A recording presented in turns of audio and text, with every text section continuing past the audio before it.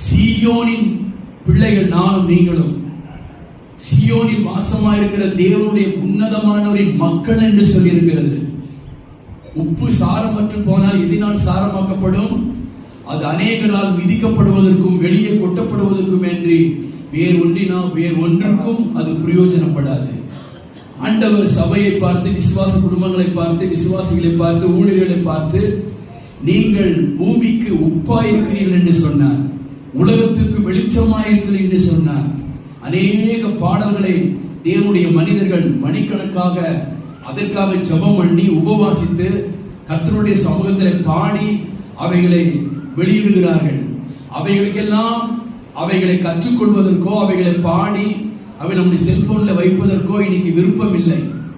ஏன் ரட்சிக்கப்படணும்? ஏன் அபிஷேகம் பெறணும்? ஏன் ஒரு மாய்மாலம் பண்ணணும்? சபையில ஒண்ணு வெளியே ஒண்ணு ஏன் நடக்கணும்? இன்னைக்கு அந்த வாழ்க்கை மாறணும். கர்த்தருக்கு ஸ்தோத்திரம்.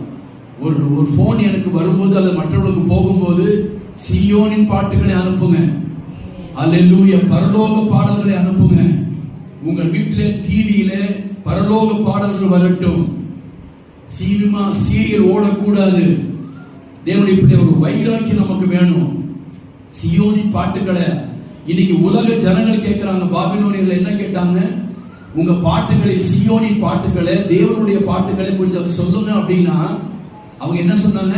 விரும்புறாங்க. நீ உலகத்தார் விரும்புறாங்க. கிறிஸ்துவ பாடல்கள் எல்லாம் எவ்வளவு அருமையா இருக்கிறது.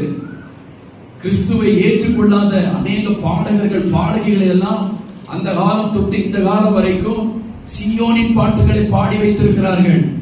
அந்த ரட்சிக்கப்பட்டு ஞானஸ்நானம் பெற்று அபிஷேகம் பெற்ற தேவனுடைய பிள்ளைகள் உலகத்தாரின் பாடல்களை இன்றைக்கு செல்போன்ல வைத்திருக்கிறார்கள்.